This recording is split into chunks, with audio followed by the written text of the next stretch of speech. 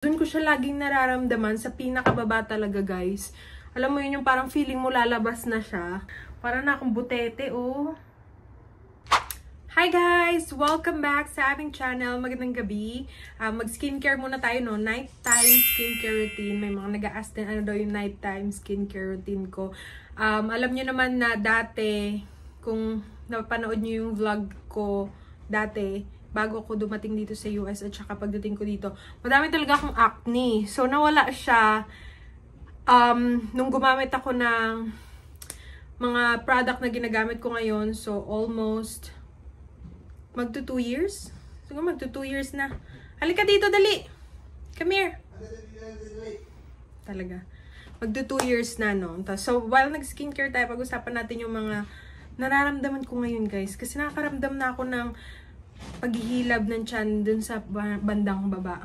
Or anong tawag nun? Braxton Hicks. No?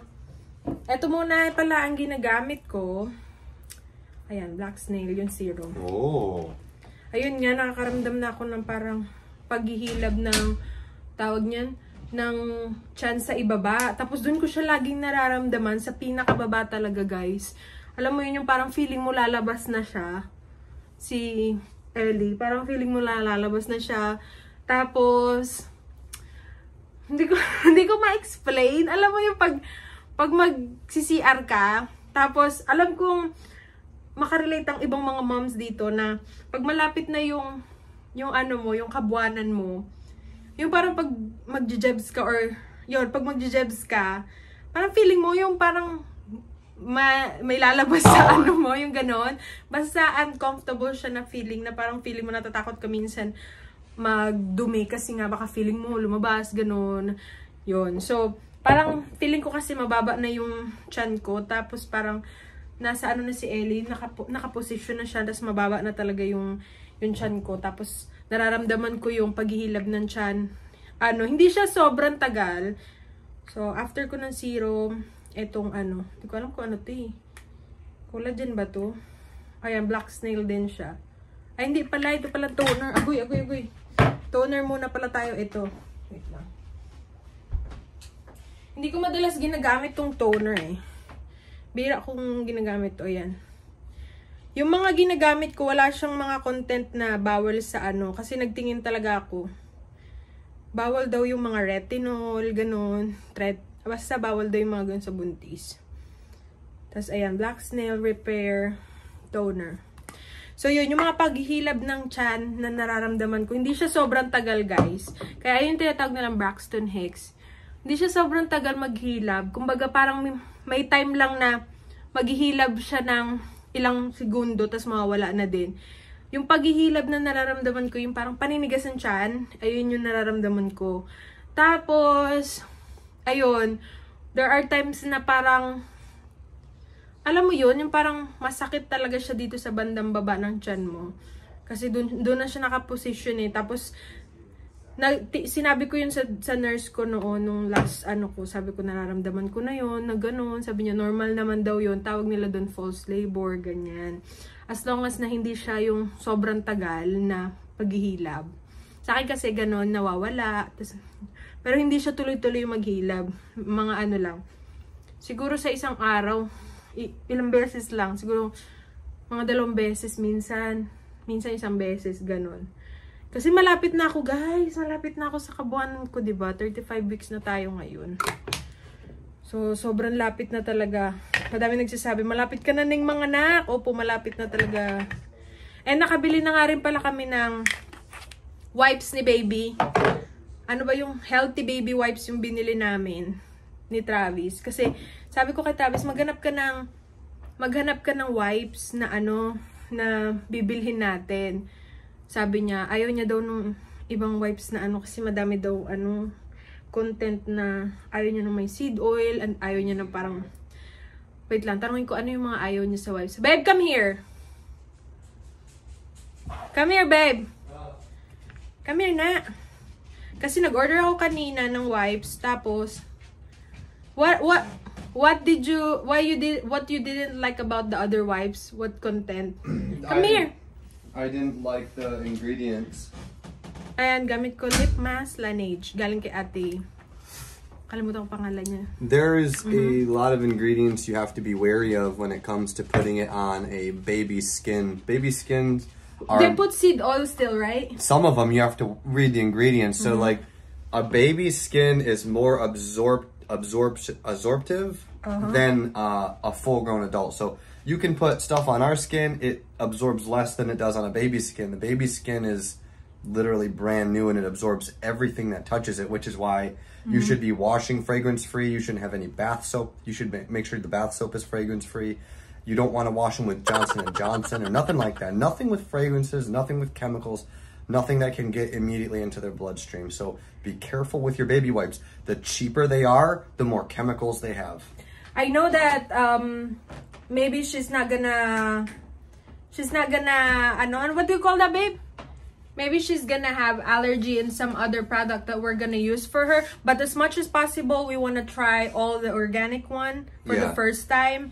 So I mean, it's always a little more expensive to go chemical free, but why would I don't, in my mind, is it's worth the extra money to not put chemicals on my baby's skin. So especially her private area. Why would you put chemicals on your baby's skin? Read the ingredients. So now guys, by the way, I changed my bag kasi nga, 'di ba? I'm using the other bag. I'm gonna show you. Wait lang, paano ba 'to? Naka-tripod kasi ako eh. So ayan yung bag ko guys, yung parang yung binili ko yan sa Walmart online. Pinalitan ko siya. Ayan. Tapos ito yan kay baby, yung baby bag ko. Ayan. Meron kami pang mga ilalagay diyan, no. Pero parang kumpleto na, parang medyo kumpleto na yung mga kailangan namin nandyan sa loob. Tapos kung nagtataka kayo, gano'n nakalaki ang tiyan ko, ayan na guys, sobrang laki na.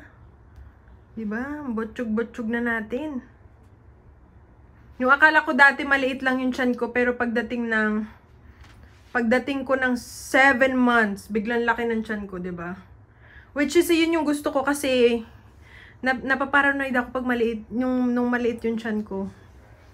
Diba? Para at least tama lang yung sukat ni baby. Alam kong healthy siya. Oh. Para na akong butete. Oh. Tapos pag mag-ano ako guys, pag mag-t-shirt, naka-crop top. Yung t-shirt ko naging crop top na. Pinalitan ko yung picture ni Ellie. Oh. Diba? Yun yung 32 weeks ultrasound namin. Ayan yung mga damit na lalabhan ko. Para ilalagay ko dito. Ilalagay ko dito yung banyang damit, diba? Ayan. Tapos, ito nga pala yung nabili namin mattress cover. Tignan natin. And so, check natin yung mattress cover na, tama ba? Mattress cover na nabili namin online sa Amazon. By the way, guys, ano mga ma-recommend yung sabaw? Tawag nito kasi sabi nila mas better daw kumain ka ng masabaw na pagkain after mo mga anak para sa para daw makatulong pag-produce ng milk or parang mas maganda daw inumin ng nanay after bukod sa tinola, bukod sa arroz caldo. Kasi may friend ako, sabi niya, magdala ka na arroz caldo, which is magta-try din talaga ako nun one of these days na magluto kasi hindi pa ako nakaluto. Tagal ko hindi nakakapagluto nun. Ito siya, guys. Ano pa itsura niya? Ayan. Kakabit sa ilalim ng crib. Ilalim ng mattress. Para hindi maano na. Ayan yung itsura. Dalawa yung binili namin. So parang, nung bumili kami, dalawa na siya na magkasama na dalawa. So ayan. Lalagay ko muna, no? Lagay muna natin, kabit muna natin. Tapos, lalagay na natin ito ulit. Parang gusto ko palitan. Pink na pink naman. Gusto ko palitan ng medyo dark. Palitan natin. Ito, cute din siya, gray. Tignan natin yung gray. Ayan. Wait lang. Para makita nyo, no, mga beshi. Lagay natin yung gray.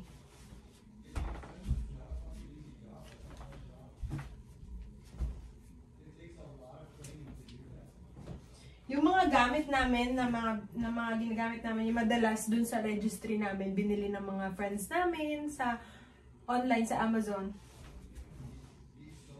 So, yung mga kakaunti lang talagang gamit na kakaunti lang talaga yung binili namin guys. Kasi, madalas binili na ng mga friends namin. Pati nung ng parents ni Travis. Ay, ang ganda ng gray. Diba? Ang ganda. Wait lang, papakita ko sa inyo. So, yan ang itsura guys. Nung gray. Diba ang ganda? Oh, diba? So, ilagay natin yung manika. So, ayan guys. Ang cute. Tignan nyo. Nag-match yung kulay ng, tawag niyan? Ng crib sheet. Nilagay ko na rin yung, crib mattress. Ay, yung, tawag niyan? Mattress protector sa ilalim. Ang cute niya. Tapos, ayan. Pinalitan ko kasi pink kanina eh. Yun yung gusto ni Travis, pink. Tapos tinignan ko kung okay yung gray. Maganda yung gray. So, yun lang yung vlog natin for tonight, guys. Babalitaan ko kayo sa appointment namin ngayong 37-week appointment ko. Diba? Napakabilis na. So, February 12 yung 37 weeks na ako nun. So, ayun yung 37 weeks appointment ko din. So, siguro madaming mga information na ibibigay si nurse sa akin or si doc. Tawag nito, siguro i-check nila yung anesco, ganun, kung nagda-dilate na ba ako or what. Kasi there are times na, yun nga, mga ganong weeks, may iba na maaga sila mag-dilate, ganyan. So, we'll see guys. I'll let you know kung anong balita, diba? So, balitaan ko kayo. Thank you so much for watching. See you again next time. Bye!